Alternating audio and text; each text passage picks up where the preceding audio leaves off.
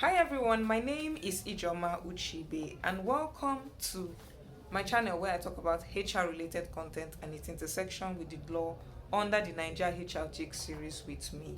So today's topic I'm going to be talking about briefly HR technology, human resources technology.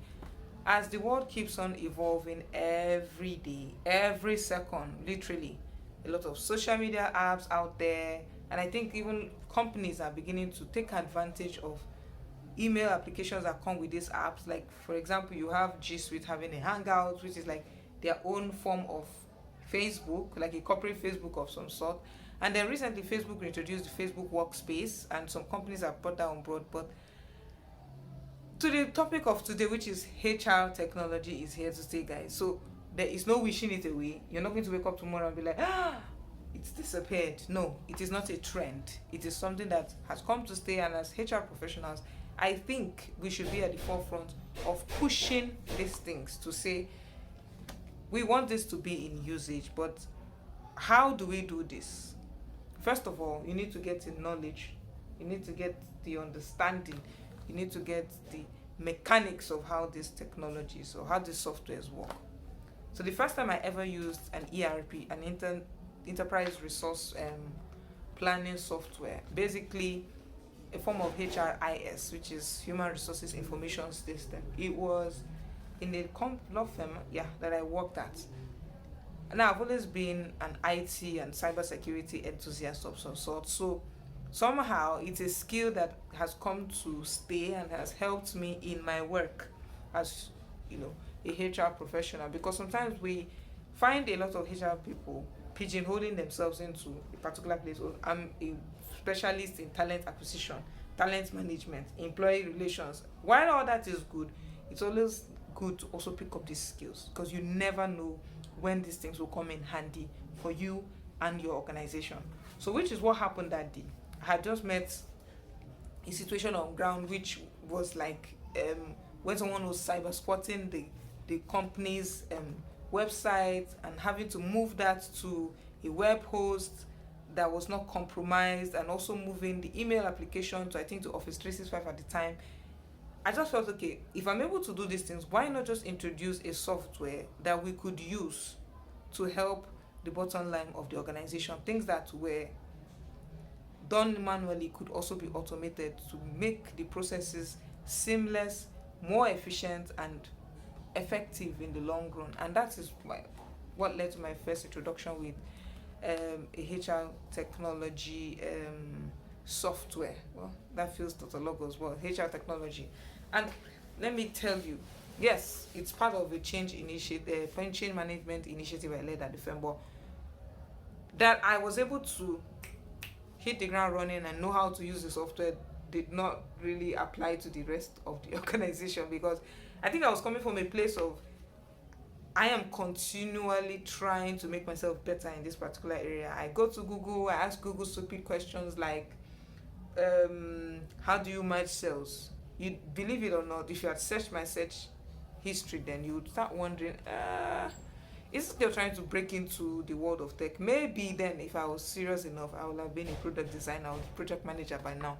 But what I'm saying is, believe it or not, that HR software was very, very useful for us in the long run, because we used to have a case of billing clients and trying to get the timesheet done manually. That would take like weeks for one particular transaction. Now picture having to do that for 3 concurrent transactions. But with the introduction of HR tech into the firm, we saw that that was reduced ridiculously by hours. So weeks down to hours. So ours was because we hadn't gotten the hang of it, so we needed extra training to be done for the persons who were responsible in getting these timesheets ready.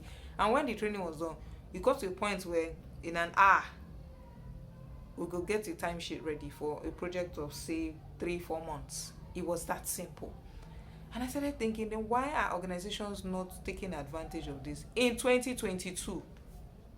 Where you would think with COVID and everything that happened, that was supposed to be an eye-opener for organizations to know, okay, these things have come to stay, no matter how much we try to wish it away under the guise of, oh, it's costly, oh, what are the ROIs, return on investment, right, on these things.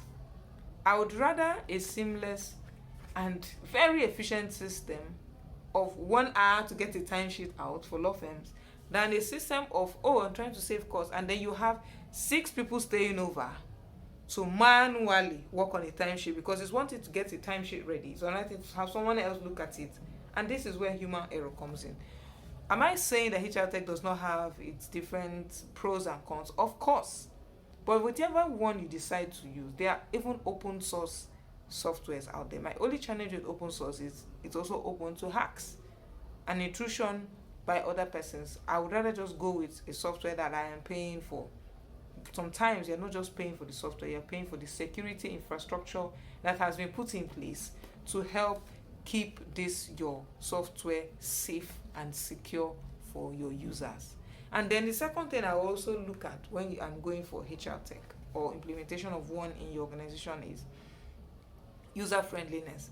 Because it's one thing to say, oh, I want to switch over, and after listening to Ijeoma yab me over and over again, I want to do it.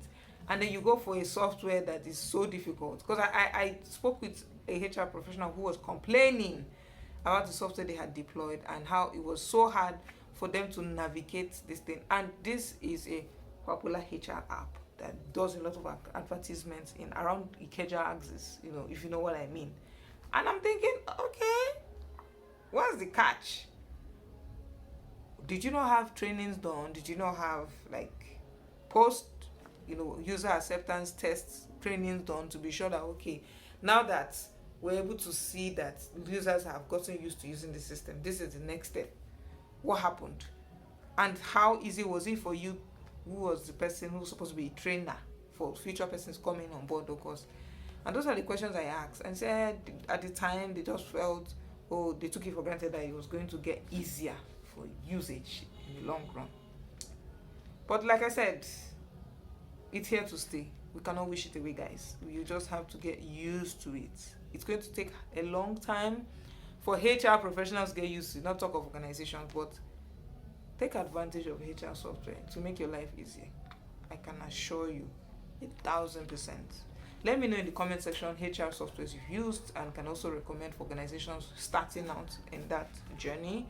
And then what you thought about today's video. Please don't forget to follow me on Instagram and LinkedIn. I'm at Ijeoma Ucheibe, and on TikTok as Naija HR Chic Series.